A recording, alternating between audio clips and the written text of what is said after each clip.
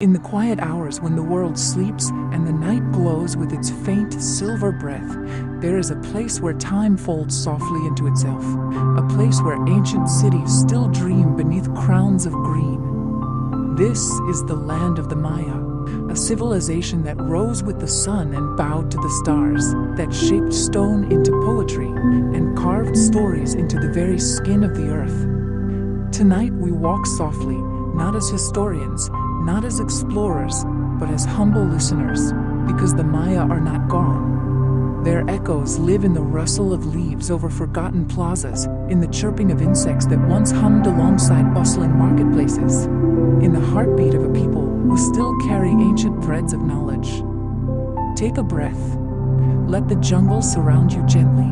Let the mist settle on your mind like a warm blanket. We begin not with a date, nor a map, but with a feeling. Imagine moonlight slipping through the canopy, a pale river of light falling on pyramid steps, worn smooth by centuries of footsteps. These stones remember. They remember the laughter of children chasing each other in the courtyards. They remember farmers returning with baskets full of maize. They remember priests who studied the sky with patient devotion, waiting for the stars to whisper their secrets. Close your eyes now, if you wish. Let the night carry you backwards, not in leaps, but in soft drifting, like a feather falling through time. For thousands of years, the Maya thrived in a world shaped by cycles. Cycles of rain and drought, cycles of birth and renewal, cycles of planets and constellations dancing through the heavens. Their story is not simply one of rise and fall, but of harmony, struggle, resilience, and rebirth. So tonight, gently, quietly, we will follow the faint footprints left in the soil of history. And as you listen, remember, every civilization is a breath. The Maya, with all their brilliance and mystery, are an echo still reverberating across the ages. This is their story. Welcome to Echoes of the Maya. The Maya world began with forests, dense, living, generous. Before the Great Pyramids, before the murals and codices, there were only small communities gathered around the gifts of the land. They learned to coax life from maize, to brew the sweetness of cacao, to shape obsidian into tools sharp as moonlight. Every small village was a heartbeat, and slowly, those heartbeats joined into something greater. Over generations, these communities blossomed into cities. Not all at once, but like flowers opening at different moments across a vast garden. In the dim shadows of ancient time, long before the pyramids, long before stone cities rose from the jungle floor, one question echoed across millennia. Where did the Maya come from? Archaeologists trace their story through nameless artifacts, through silent Olmec ruins buried beneath the earth. Geneticists discover signs of migrations and mingling across thousands of years, shaping a resilient and enduring native people. But the Maya, they told a different story about themselves, a story not carved in stone, but written in the golden light of corn. In the Popol Vuh, their sacred book of creation, the gods tried 3 times to make humankind. The first time, they shaped beings from mud, but those forms were weak, trembling, and soon dissolved back into the earth as if they had never existed. The second time, they carved people from wood. Yet these wooden figures who walked the earth were hollow, soulless, unable to honor the sky or the land. So the gods unleashed rains, storms, and beasts to sweep them away. Then the world fell silent. The gods realized they needed another material, something with spirit, something carrying the breath of the universe, and they found corn. The gods ground the golden kernels into fine powder. They mixed it with sacred water from the depths of the earth. And in a moment so still it seemed the entire cosmos held its breath. They shaped the first humans from corn. These first humans could think, could feel, could gaze into the night sky and hear the voices of the stars. Their blood carried the color of the soil, but their souls shone with the golden radiance of the corn. To the Maya, corn was not merely food, it was life, it was flesh, it was the river of time itself. humanity was crafted by the gods with reverence and intention.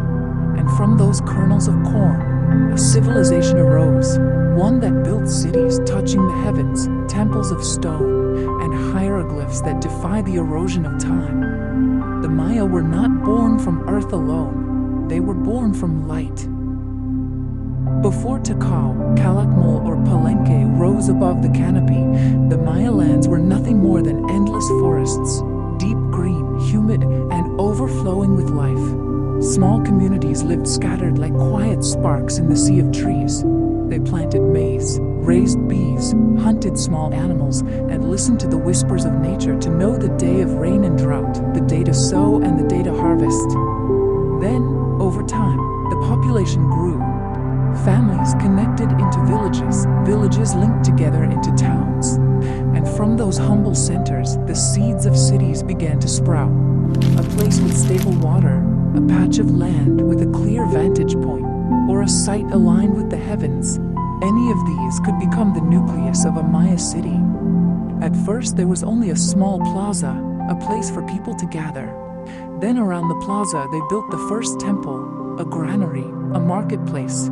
Everything expanded like circles rippling across water. None of them knew that these circles would one day become cities glowing brightly in the history of humankind, where stone towers reached for the sky, where kings were seen as bridges between humans and gods, where a civilization would flare into brilliance in the depths of the forest like a constellation in the night. They did not appear all at once, but grew layer by layer, generation by generation, like an ancient tree, roots sinking into the earth, branches stretching toward the sky. Tikal, Calakmul, Palenque, Copan, Uxmal, Chichen Itza, cities that rose from the jungle like stepping stones toward the sky. Each had its own personality.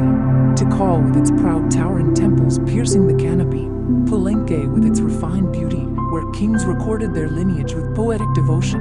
Copan, the sanctuary of sculptors whose hands carved life into stone. But these cities were not silent giants, they were alive.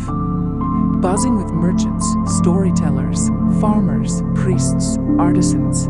Imagine sunlight spilling over Tikal or Copan. Kitchen smoke rises from rectangular houses built of wood and roofed with palm leaves. Women grind maize on the mered stone. Men leave home early to check the milpa fields, where they grow maize, squash, chili, cacao, and beans. The intelligent system of rotational farming helps maintain soil fertility and protect the forest. Children run barefoot along smooth white paths. Vendors prepare cloth, salt, cacao, and feathers to bring to the market. At the center of every Maya city is a marketplace brimming with energy. Ceramic jars painted with soft, swirling motifs. Ribbons of brilliant green quetzal feathers, precious cacao beans used for exchange, jewelry carved from jade, smooth as lake water, meat, fish, forest fruits, and domesticated ocelots, voices chatting, bargaining, laughing, blending with the calls of birds beneath the tall canopy. When the sun sets, torchlight flickers across the stone steps. The breeze carries the scent of resin and incense smoke. Adults tell children stories of myth, of the twin heroes, of the sun's journey through the underworld, of spirits who dwell among the stars. At night, the Maya city does not sleep. It whispers. The Maya cities were not radiant only because of their architecture or wealth, but because of the people who lived in them. Souls who could read the sky, understand the earth, and build not to dominate, but to harmonize with the rhythm of the cosmos. Unlike many civilizations, the Maya did not build cities merely to live in. They built them to communicate with the universe. Every stone, every stair, every corridor was placed with astronomical precision. A pyramid aligned with the sunrise on the spring equinox, opening a doorway to the season of planting. A temple designed so that the full moon would illuminate the face of a god once every 18.6 years. A lunar cycle only generations of skywatchers could uncover. Roads paved in perfect lines toward the rising of Venus, the celestial warrior believed to dictate the fate of kings and kingdoms. Nothing was accidental. Nothing was meaningless. Maya Maya cities were built like enormous timekeeping machines, crafted to read the breath of the heavens. The Maya had no wheels to move their stones, yet dragged blocks weighing tons across the forest. They had no beasts of burden, yet raised walls dozens of meters high. They had no hardened metal, yet carved glyphs that remained sharp after 1,000 rains. And from those stones, they created their writing. Not letters, not simple symbols, but living images, each glyph a story, a spirit, a heartbeat. Maya cities were not just places to live, they were places to remember, to foresee, to tell stories. Giant books written in stone amid an ever-breathing jungle. High above the stone temples, beyond the emerald canopy where parrots scream and the winds coil like ancient serpents, the Maya lifted their eyes toward a universe alive with meaning. To them, the night sky was not empty. It was a great breathing tapestry, woven from the paths of gods, animals, and ancestors. Every star was a witness. Every constellation carried a story older than memory. On the highest temple tops, the priests, the Maya astronomers, stood through the night with nothing but a torch, a stone tablet, and eyes that seemed to read invisible incantations. They recorded the movements of Venus with accuracy down to the very day, an achievement modern humans need computers to verify. They calculated the cycles of the moon, the sun, Mars, Jupiter, as if they held a map of the sky in their hands. But for the Maya, astronomy was not for watching. It was for understanding fate. Which days were good for childbirth? Which days to hold a ritual offering? When the god of war would awaken? When harvests would flourish or collapse? They did not merely observe the sky, they negotiated with it. Regarding time, the Maya did not see it as a flow from past to future. For them, time cycled like breath, like the seasons, like the rebirth of the universe. They believed every moment had a soul. Every day carried its own personality, fate, and energy. There was no ordinary day. Each day was a living entity. That is why they created the long count calendar, humanity's cosmic calendar. The Maya calendar system was not just for counting the days of life, it was for predicting the cycles of the world. Beginnings, endings, the great rotations of the cosmos in which humans were only a small part. In 2012, the modern world panicked. People believed the Maya had predicted the apocalypse. But the Maya, if they could speak, would likely smile. To them, 2012 was simply the end of a great cycle, a baktun, like the hand of a clock moving into a new round. Not an ending, but a rebirth. Just as the sun sets, not to die, but to rise again brighter. Travelers, if one night you stand in the stone plaza of the Maya, amid drums thundering like storm clouds and copal incense swirling through the air, you will hear what the ancients called the breath of the gods. The Maya ancestors told that the world was shaped not only from earth, water, and light, from the very blood of the gods. Since the gods once gave life to humankind, humankind must return what is most sacred within themselves. Not to beg, not to show fear, but to keep heaven and earth from drifting apart, to guide the sun back to its path each dawn. Thus, sacrifice was born, a thread of invisible light binding the Maya to the universe. Long ago, the Maya believed that every coming of the rains, every maize seed that sprouted, every victory deep within the jungle, all were the result of vows exchanged between mortals and the divine. When the dry winds swept across the lowlands, when dark clouds refused to gather, when war threatened the city, the Maya believed these were not misfortunes, but signs that the gods awaited an answer. Blood, Baron Chilel, the soul, was the only gift powerful enough to soothe the hearts of the gods. By blood, the world did not fall into chaos. By sacrifice, the four directions stayed in balance. By offering, the wheel of time continued its turning. The kings, queens, and priests considered offering their own blood a sacred duty. They used stingray spines and obsidian blades to pierce their ears, their tongues, and at times the deepest part of a man's body. Blood dripped onto bark paper. The paper was burned. The rising smoke curled into the shape of holy birds, and the Maya believed these spirit birds were prayers rising to the heavens. Birds for the sky, serpents for the underworld, jaguars for power and war, fish for the gods of water. Animals were not mere prey, but messengers carrying the essence of each realm. Human sacrifice, the most precious gift.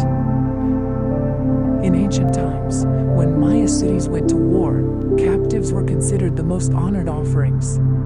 They were not despised. Instead, they were treated as those about to step into the door of the heavens. Children were offered during times of drought, for their cries were believed to be the most powerful call to the rain god Chak.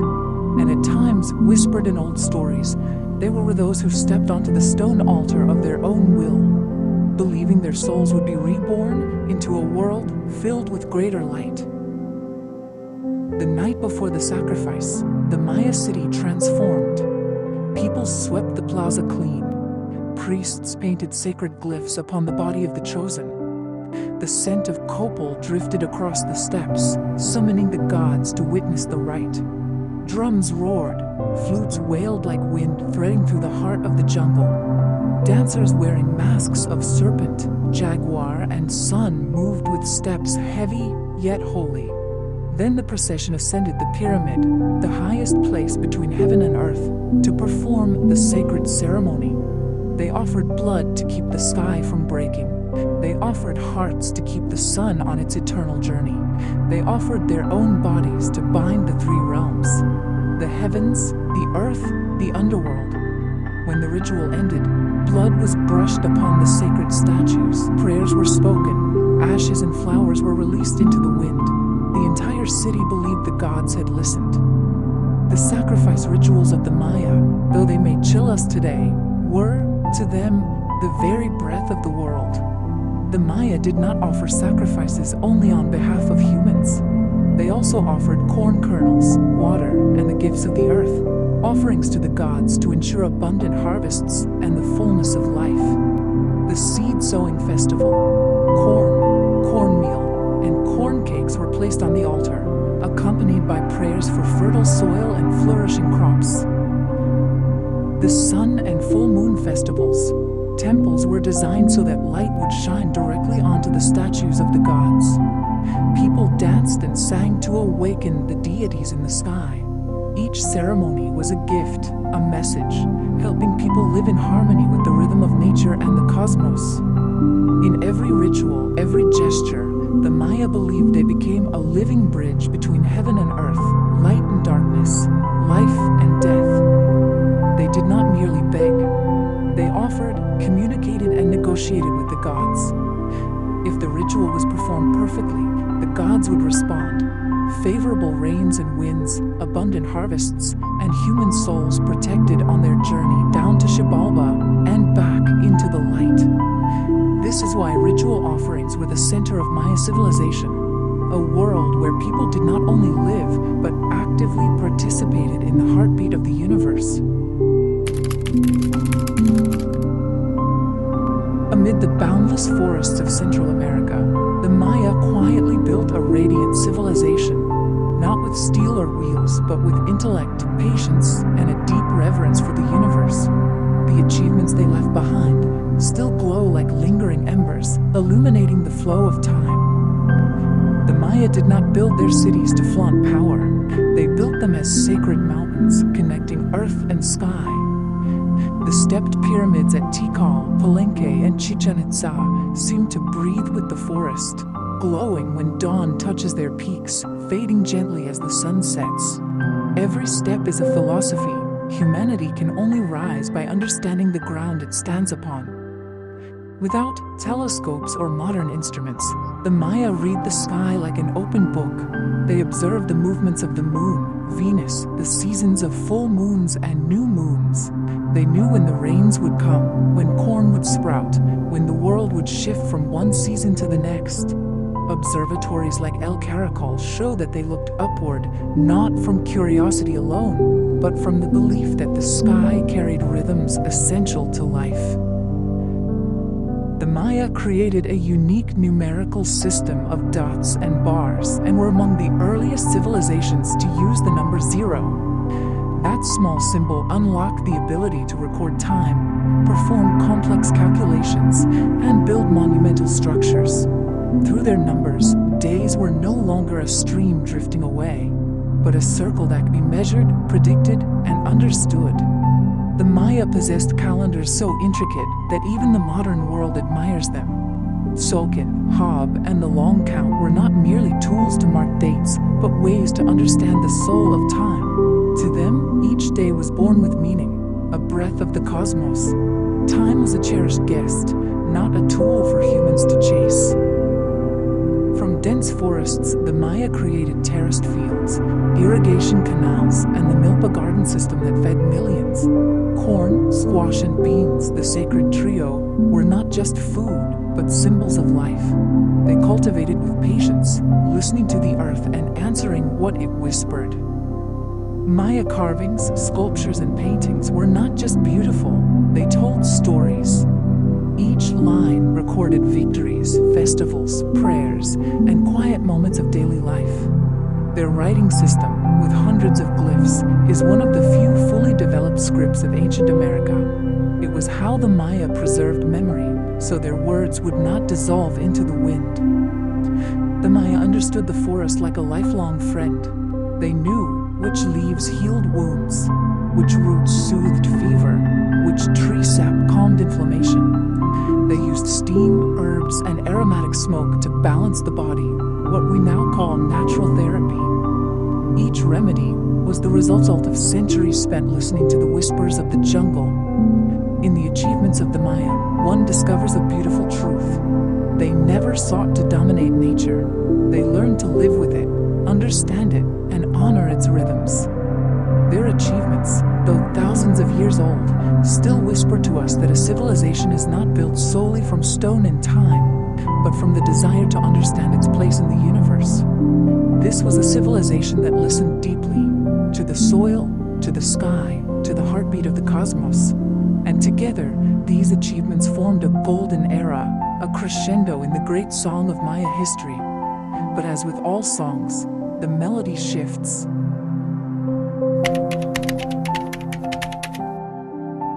Some civilizations vanish in a single moment, in fire, in war, in catastrophe.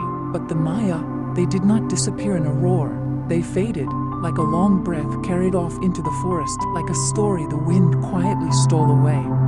Around the 9th century, the great Maya cities, once full of people, festivals, drums, and prayers, began to fall silent. Not the silence of war, not the silence of destruction, simply a silence of absence. Plazas once crowded with life stood empty. Temples that echoed with rituals grew still under dust. Stone stairways dampened with moss fell into shadow. No one knows exactly why. Perhaps the forest changed first. Climate grew harsher. Years of gentle rains turned into long, unbroken droughts. When the rain ceased, the ground cracked beneath their feet. Terraced fields stopped greening. Reservoirs, the heart of every city, slowly dried. A society whose lifeblood was agriculture felt the earth slipping away. And the Maya, who spent millennia listening to the rhythms of nature, understood this. When the world changes its tone, you must listen. Some scholars believe the Maya population grew faster than the land could sustain. Forests were cleared for farming, soil was exhausted, harvests failed. And then, the Maya chose to leave, instead of fighting a land that could no longer give. Within the Maya world, tensions began to rise. City-states that once formed alliances entered bitter rivalries. War did not destroy the entire civilization, but it wore people down, pushed them to seek quieter lands where life could begin again. The great stone cities were no longer the center of everything. They no longer held enough promise to keep their people. One truth remains important. The Maya did not go extinct. They did not vanish from the earth. They simply abandoned the old cities. Some traveled north into the Yucatan. Others moved into the lowlands, forming new villages, carrying their traditions, their languages, their beliefs. The ruined cities in the rainforest are only the shell of the civilization. Its spirit lives on in the millions of Maya descendants alive today. The collapse of the Maya cities was not a catastrophe. It was a slow, gentle fading, like morning mist withdrawing from the forest as the sun rises. There was no invader, no final battle, no dramatic end, just the civilization shifting into a new rhythm. Today, if you stand in Tikal or Calakmul, with birds singing on the temple tops and sunlight slipping through ancient stone, you may feel that the Maya are still here, simply resting in the shadow of the forest. This civilization never disappeared. It only changed form, changed place, changed breath. And sometimes, in the wind moving through the jungle, you can almost hear them whisper, "There is no true ending, only journeys that choose a different path." What do the Maya whisper to us from across the ages? First, they teach us that human brilliance and nature are deeply intertwined. Their greatest achievements came from harmony, from watching the sky, listening to the land, and understanding the cycles of time. Second, they remind us that civilizations are fragile, not because they are weak, but because they are human. A changing climate, a shift in resources, a conflict sparked by fear or scarcity. These can tip even the grandest society. And third, the Maya show us that legacy is not stone. It is not the height of a pyramid nor the wealth of a kingdom. Legacy is knowledge, it is identity. It is the echo of a people who continue despite hardship. Today, millions of Maya preserve languages, traditions, weaving patterns, farming techniques, and stories passed down through unbroken generations. Their culture breathes, not as a relic, but as a living flame. And that may be the most powerful lesson of all. What endures is not what we build, but what we carry. As our journey comes to a close, imagine once more the moonlit jungle. The old temples rise like silhouettes against the night, solemn, patient, peaceful. Roots embrace their stones, not to erase them, but to hold them close. The Maya world is quiet now, but it is not silent. Listen carefully.